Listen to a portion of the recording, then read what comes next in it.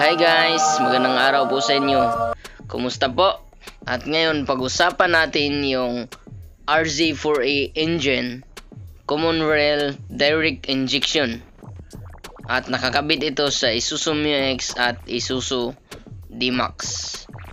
Ngayon, titingnan natin yung PCB system nito at saka yung ating PGS turbocharger na perfectly designed sa ating 1.9 liter engine. At ito naman ang ating PCV valve na huling daanan ng ating blue buy papunta sa intake system na nasa suction side ng ating turbocharger, na sinasabi nila yung kasamang oil mist nun ay lubrication ng ating turbocharger. May katotohanan po ba ito?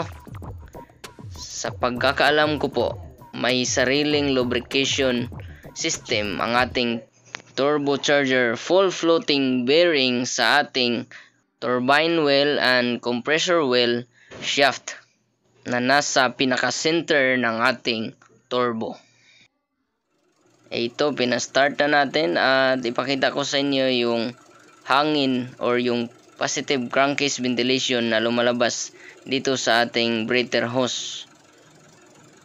Habang umaandar, titingnan natin kung may kasama bang oil mist during idling ang ating 1.9 engine. So ito po, halos hindi mo makita yung usok. Kasi pag maliit yung makina, mas mababa po ang blow by gas during idling. So ito, meron tayong papel. Titingnan natin habang umandar kung may kasama bang oil. So wala po. Wala kang makikitang tumatalsik na oil sa ating 1.9 engine na bago. So maganda po ang PCB system na oil separator natin nito. Yung design po ng ating valve cover oil separator. Pero kung i-rev mo to, makikita mo rin na meron konting oil na sumasama sa ating positive crankcase ventilation. So titingnan natin dito sa ating turbocharger. Dahil dito natin makikita ang residue ng oil mist sa bandang entrance ng ating compressor well. So tatanggalin muna natin to. But paalala po sa lahat, don't do this at home na umandar yung makina.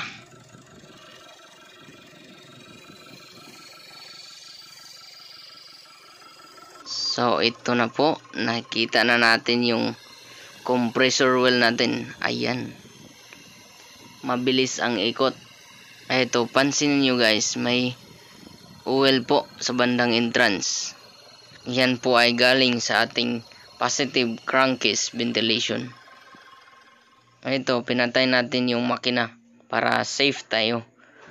Yan po ang ating compressor well. Yan po ang umikot kanina. So salatin natin yung oil na nandito. Ito po ay galing sa ating positive crankcase ventilation during high-speed engine operation. So meron talagang masasama. Kaya pag matagal na yung makina mo, mas marami na po ang sumasamang oil. Kinakailangan na po ng oil catch can. So itong ating compressor well, habang umiikot, hindi po kailangan ng oil mist nito. Ang kailangan ng lubrication, yung shafting at full floating bearing in between this compressor well and a turbine well na nasa likod nito. Dahil sobrang bilis po ang operasyon nito. Umaabot po sa 20 to 40,000 rotation per minute. So ganyan po kabilis. So kailangan po ng lubrication yung bearing at shafting niya, at hindi yung ating compressor well at turbine well. Isipin nyo guys, kung lagyan natin ng lubrication yung compressor well. Kasi kailangan, sabi nila, lagyan mo rin ng lubrication yung turbine well. Dahil ang dumadaan dun, maduming exhaust gas. At sobrang init po. Doon mo na lang lagyan ng lubrication kasi mas marami yung mechanical parts doon. Dahil doon nakalagay ang ating nozzle vane na nagkukontrol sa flow ng ating exhaust gas papunta sa ating turbine well. Pero hindi po design na yung fan blade niya, yun yung may lubrication. Ang design po is yung shafting kasi ang nangailangan ng lubrication at cooling system. So, ganun po ang operation ng ating turbocharger. Ngayon ang tanong, masisira ba yung turbo natin pag nilagyan ng oil catch can? Pag pinatay mo yung oil mist na galing sa ating PCB?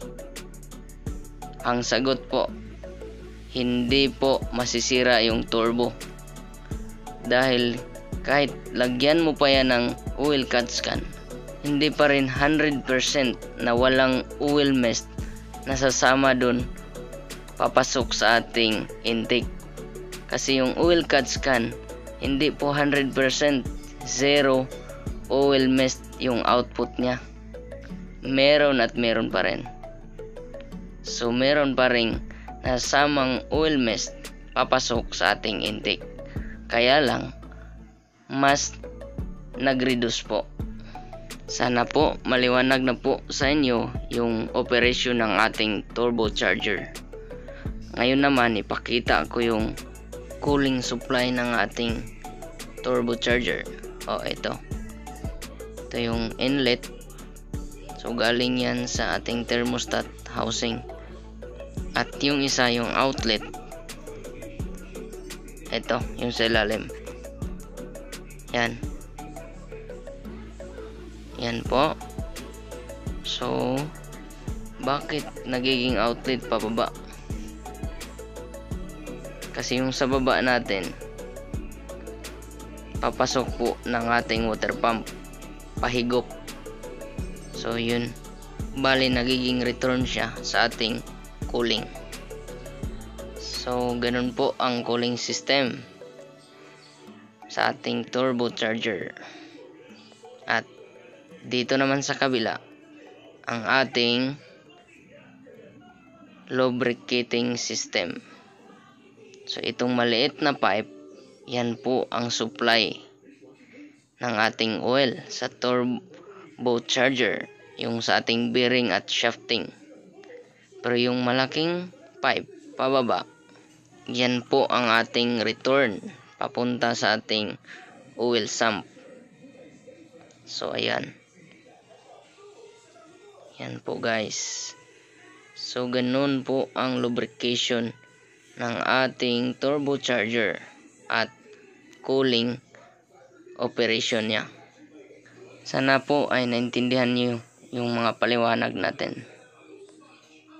At baka makalimutan ko pa. Ito pang isa guys. Yung oil mist na pumapasok sa intake natin. May ipon yun dito sa ating intercooler lower part. Kaya may drain plug po ito dito. Yan. Magkaroon ng condensation. Kasi lalamig ang ating intercooler eh. Ito ang magiging malaking oil catch can.